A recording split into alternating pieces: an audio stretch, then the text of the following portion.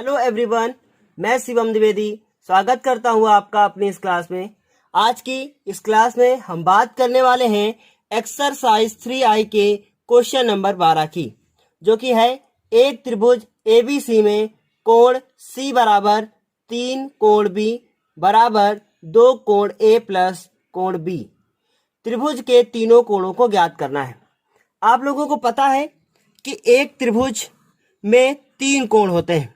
मान लीजिए यह कोण हमारा A हो गया, ये कोण मेरा B हो गया और ये कोण C हो गया। हमें इन तीनों कोणों को ज्ञात करना है और ये कुछ शर्त हमारे सामने दी हुई है। तो सबसे पहले हम लोग लिखेंगे कि दिया है। हम आपको अभी त्रिभुज की कुछ प्रॉपर्टी बताएंगे जो इस क्वेश्चन में लगेगी और उसके बिना ये क्वेश्चन ऐसे आसानी से नहीं होगा। तो क्या दिया है? दिया है कि कोण C बराबर कोण 3 कोण B, ये दिया हुआ है, इसको हम लोग लिख लेंगे।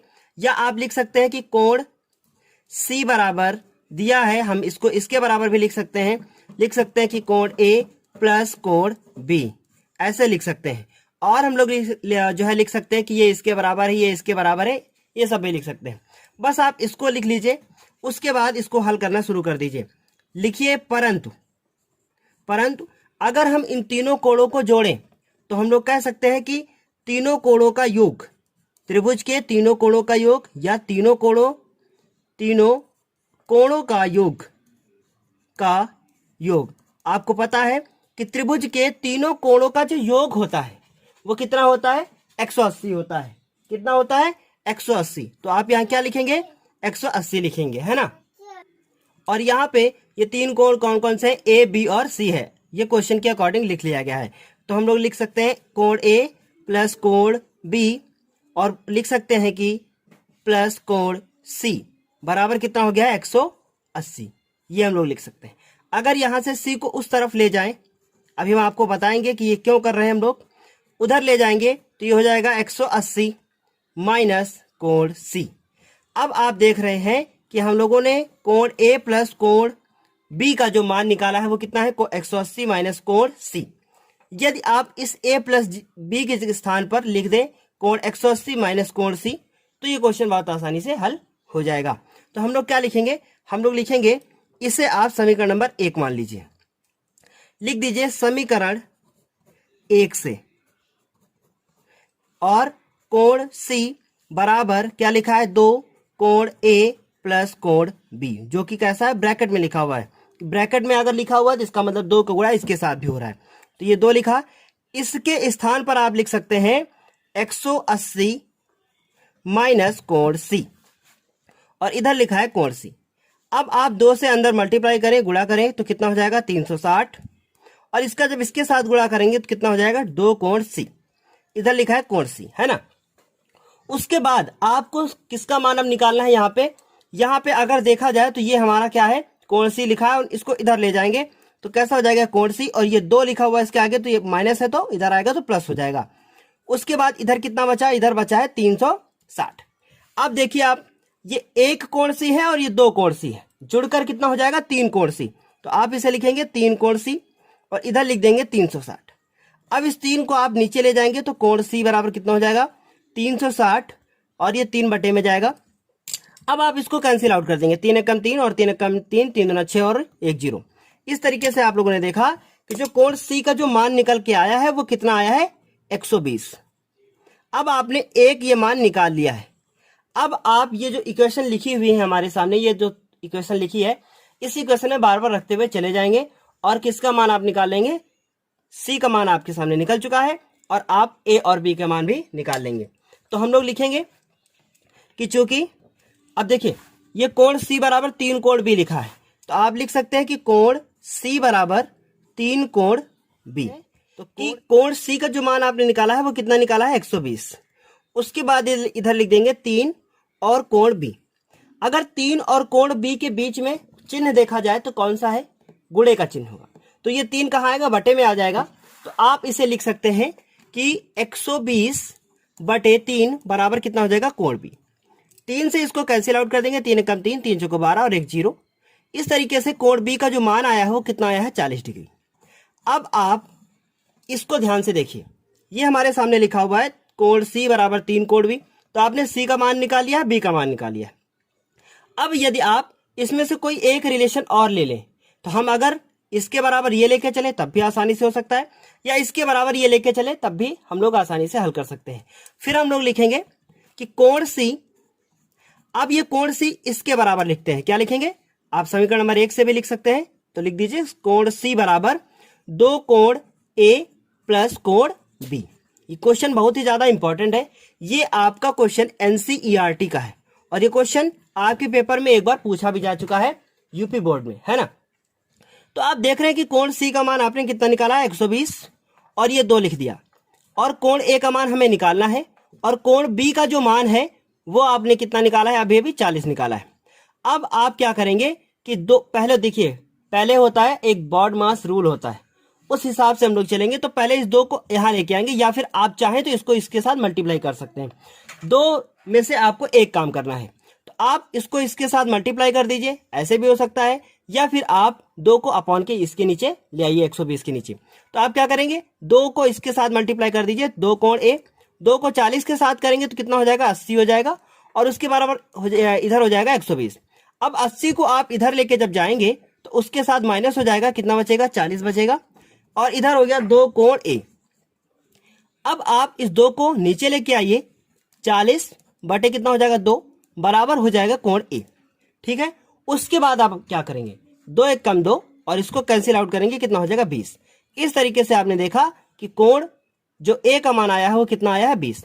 अब आप लिख दीजिए अतः कोण ए का जो मान आया है वो कितना आया है? 20। कोण बी का जो मान आया है वो कितना आया है? 40। और कोण जो सी का मान आया है वो कितना आ गया है? 120 होंगे। ये हम लोगों ने मान निकाल लिए हैं। अब हम आपको एक बात और बताना चाहते हैं। आपने ये तीनों मान निकाल लिए हैं, 20, 40 और 120। यदि इन तीनों को आपस में जोड़ें तो आपका जो मान आएगा वो कितना होगा? 180। इसका मतलब हम लोगों को जो आंसर है वो क्या है? पूरी तरीके से सही है। उम्मीद है आपको ये क्वेश्चन समझ में आया होगा।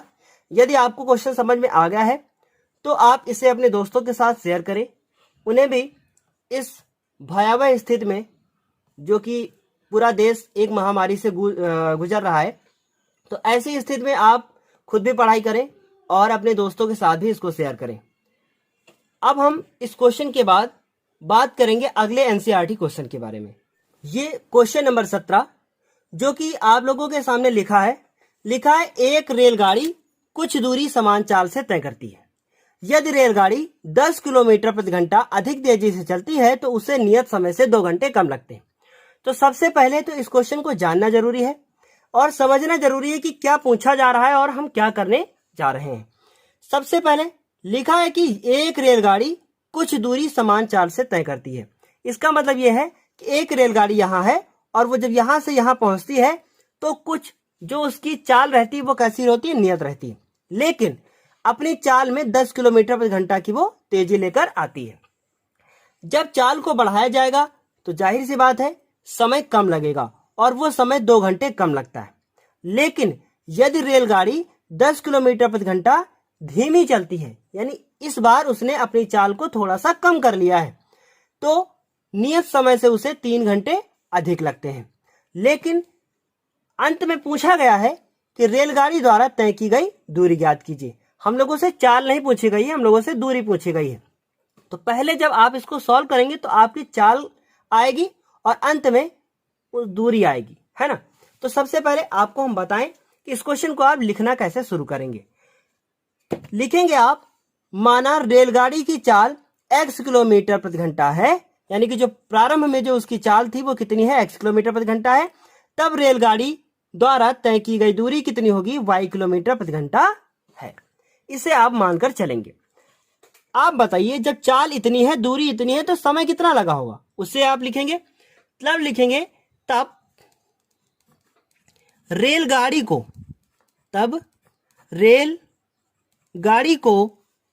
लगा समय, तब रेलगाड़ी को जो लगा समय होगा वो कितना होगा? समय बराबर, आप एक फॉर्मूला जानते हैं, दूरी बटे चाल। दूरी बटे चाल, सबको पता है कि चाल बराबर दूरी बटे समय, तो समय बराबर दूरी बटे चाल। आपकी दूरी कितनी है? y, और चाल कितनी है x, तो समय बराबर हो गया हमारा y बटे x। अब लाइन खींच दीजिए और इधर लिख दीजिए पहली स्थिति। इसकी दो स्थितियां हैं, दोनों स्थितियों में हम चाल, दूरी और समय की गणना करेंगे, उससे एक समीकरण बनाएंगे और समीकरण बनाने के बाद दूसरी स्थिति में काम करेंगे और उस दूसरी स्थिति से एक समीकरण बनाएंगे। दोनों समीकरणों को हल करेंगे और अंत में हम लोग x और y के मान को प्राप्त कर लेंगे। लेकिन हमें सिर्फ और सिर्फ y का मान निकालना है, इसलिए हम उस पर ही फोकस करेंगे। तो पहली स्थिति में आप देख रहे हैं कि चाल कितनी है। अब पहली स्थिति यहां से पढ़िए, लिखा यदि रेलगाड़ी 10 किलोमीटर प्रति घंटा अधिक तेजी से चलती है।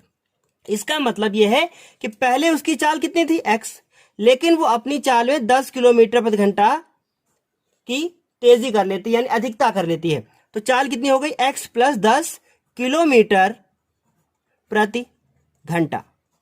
उसके बाद आप चाल हो गया, अब आप इसकी दूरी को देखें तो दूरी तो दोनों स्थितियों में बराबर ही होगी क्योंकि दूरी नहीं बदलेगी, है ना। तो दूरी कितनी हो गई y किलोमीटर, और समय कितना लगता है। आप अगर समय को देखें तो पहले समय कितना लग रहा था y बटे x, y बटे x हम लोगों ने समय निकाला था, यहां से सारा काम होगा y बटे x। लेकिन इस बार क्या है, उससे नियत समय से 2 घंटे कम लगते हैं। इसका मतलब यह है कि 2 उसमें से हम लोग घटा देंगे और ये हो जाएगा घंटा। इसका मतलब ये हो गया है कि दूरी हो गई, चाल हो गई और समय हो गया। अब दूसरी स्थिति पे हम लोग काम करेंगे।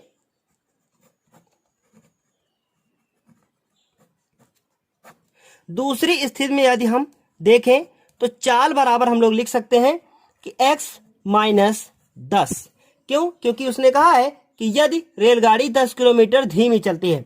धीमी का मतलब हम लोगों को चाल कम करनी है, और कितना कम करना है, 10 कम करना है। तो हम लोगों ने लिख दिया कि चाल बराबर x माइनस 10 किलोमीटर प्रति घंटा। उसके बाद आगे पढ़िए, लिखा है नियत समय से 3 घंटे अधिक लगते हैं।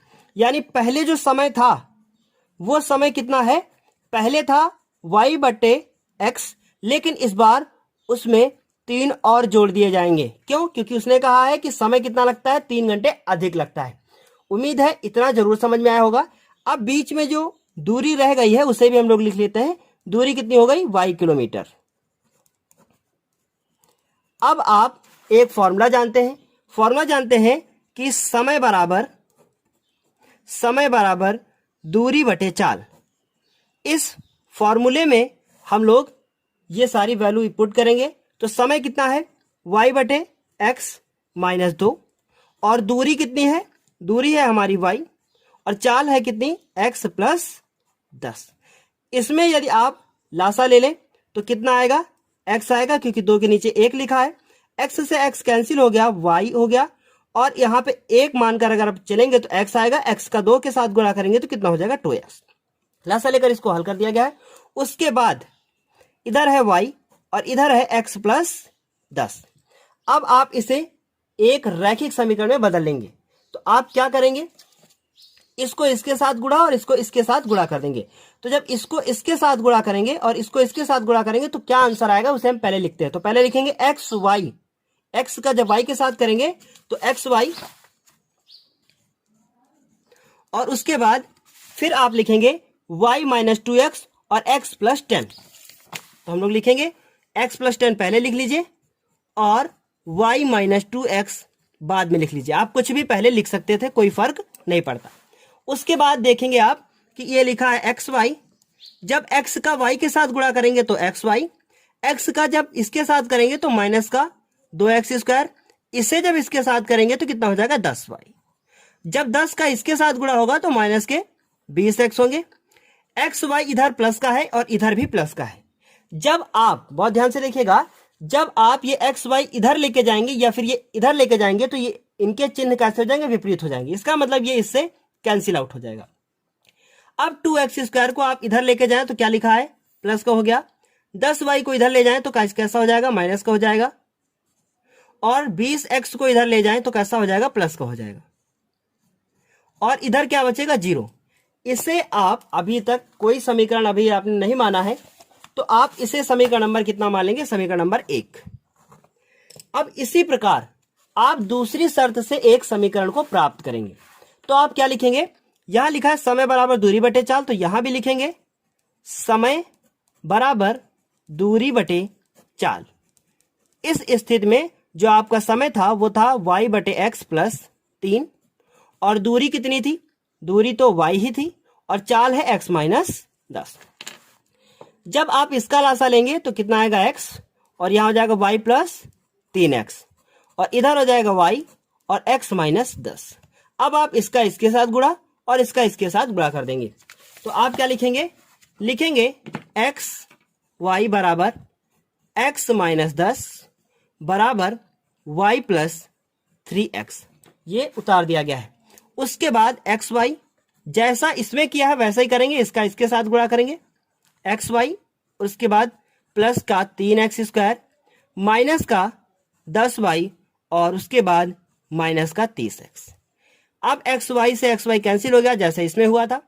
अब जो बचा है उसे लिख दीजिए, क्या बचा हमारा, इधर बचा 0 और ये हो गया 3x square minus 10y minus 30x।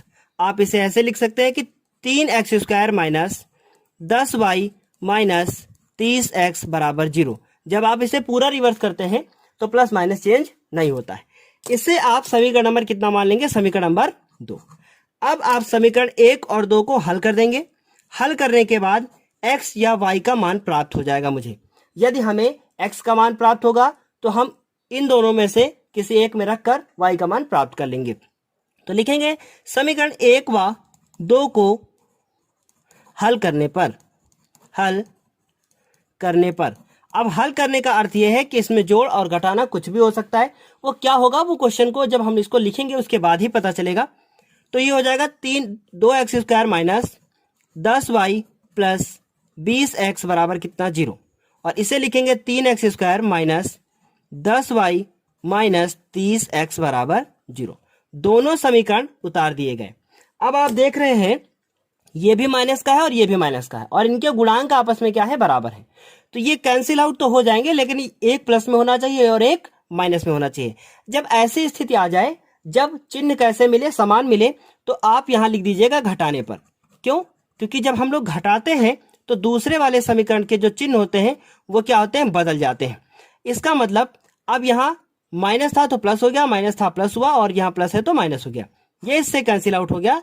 इसमें हो गया मेरा माइनस एक्स स्क्वायर, और ये 20 और 30 आपस में जुड़ गए, कितने हो गए 50x बराबर कितना हो गया 0। इन दोनों में कुछ कॉमन लें तो कौन सा क्या कॉमन हो गया, माइनस एक्स, और अंदर बचेगा x माइनस 50 बराबर कितना 0। तो देखिए एक हो गया मेरा x बराबर 0, तो x का मान 0 नहीं हो सकता, क्योंकि हम लोगों ने x को माना था, आई थिंक चाल माना था, तो कभी चाल 0 नहीं हो सकती। यदि चाल ही 0 हो जाएगी तो दूरी कैसे तय करेंगे। तो हम लोग लिख सकते हैं x माइनस 50 बराबर 0, तो x बराबर कितना उत्तर आ गया 50, और इसको हम लोग छोड़ देंगे। अब ये x बराबर कितना आया 50। अब x का मान उठाकर आप समीकरण नंबर 1 या 2 में से किसी एक में रख लेंगे। तो क्या लिखेंगे, लिखेंगे x बराबर 50 समीकरण नंबर 1 में रखने पर। अब आप इसे समीकरण नंबर 1 में रख दीजिए। समीकरण नंबर आपका 1 क्या है, 2x square minus 10y plus 20x बराबर 0। जहां जहां पे x है वहां पे हमको अब 50 रखना है। उसके बाद ये हो गया 10y और प्लस 20, और x का मान कितना है 50 बराबर कितना हो गया 0। जब आप 2 लिखेंगे और 50 का जब आप स्क्वायर करेंगे तो 5 के स्क्वायर 25 हो गया, और ये 00 माइनस 10y, और इसको इससे गुणा करेंगे तो 2 पंचे 10, और उसके बाद 2 0 और हो जाएंगे, बराबर कितना हो जाएगा 0। यहाँ पे चिन्ह कौन सा है, प्लस।